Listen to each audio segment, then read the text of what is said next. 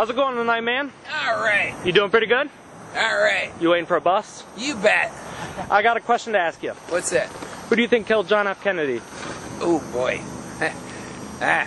Well, I'd like to think it was Oswald, but, you know, according to all these conspiracy theories, apparently it might be somebody else besides him. Really? Yeah.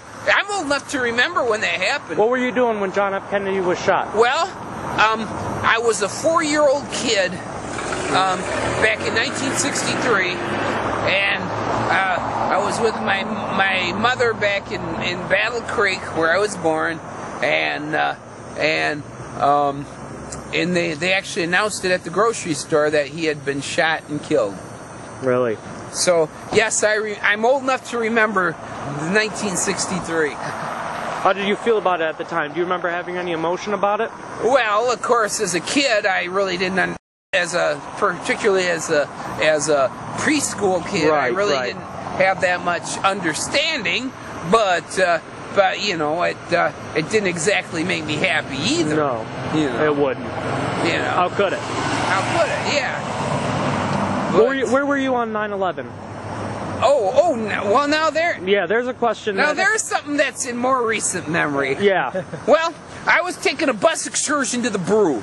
Okay. I don't know if you know. Over on Plainfield? Yeah, you know where it is. I know where it is. They got a good jukebox with a variety of music. Okay. And I used to always go there all the time until that damn Dutch guy, that fucking Dutch guy. And you can edit that out if you got audio. That's fine. Until that fucking Dutch guy pissed me off by telling me, well, I thought you only played good music when I was playing Grand Funk Railroad. That fucking asshole doesn't even belong in the fucking state of Michigan. If he can't appreciate Grand Funk Railroad, he doesn't belong in Michigan. That's right. Well, hey. I mean, I'm sorry if I got too emotional. No, that's fine. You're speaking your opinion, you know, and that's what matters. That man pissed me off, and I haven't been to the brew since. But anyway, on 9/11, what happened was I was taking a bus excursion out there, and I didn't know what had happened because I was on the bus. And then when I got there, I saw the TV on with the audio up, and I saw the smoking pictures of the Twin Towers, and then I knew, hey, this was no day to go jam on the jukebox. No, it's a day of mourning. It was. And then when I took the what I did was, see, I had my car at a different location because I don't believe in driving to a bar and driving back. That's fucking bullshit in my opinion.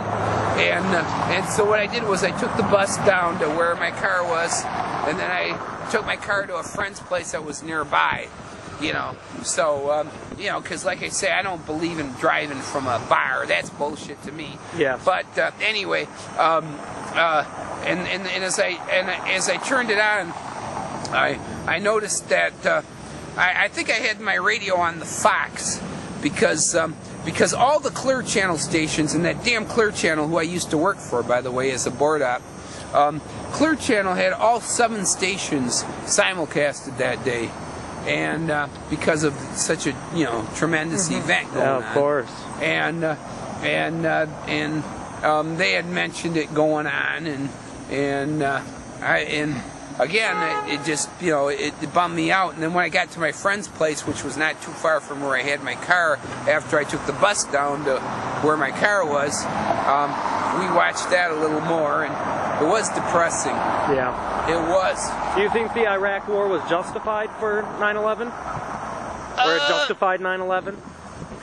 Not necessarily for 9/11. I know there's like pluses and minuses as to why we should have and shouldn't have. But I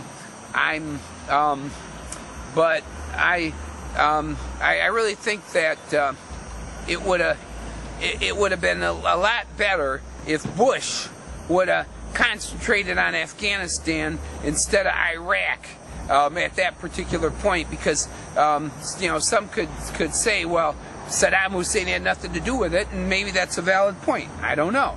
Only history could tell. Only God knows. But short of that, I found it kind of unacceptable. I think the effort should have been more concentrated on Afghanistan and getting bin Laden. because that fucking asshole should have been taken out immediately. You know, I agree with you on that one. We should not. I mean, granted, Saddam Hussein was not a nice guy, and he needed to be put down. But I'm not really sure if Bush was in it. I'm not really sure if that was the right time to have done it. You know, I think Afghanistan would have been the best. I think I applauded him for, for fighting the Taliban in Afghanistan, but I think he went too far by trying to include Iraq in it. I think he should have waited for more evidence, number one, and number two, I think he should have learned from Adolf Hitler. You know, Adolf Hitler, as rotten as he was, you know, he could have stayed successful if he hadn't gone for Russia and Britain at the same time. But what he did was he got greedy. He went for Russia and Britain at the same time.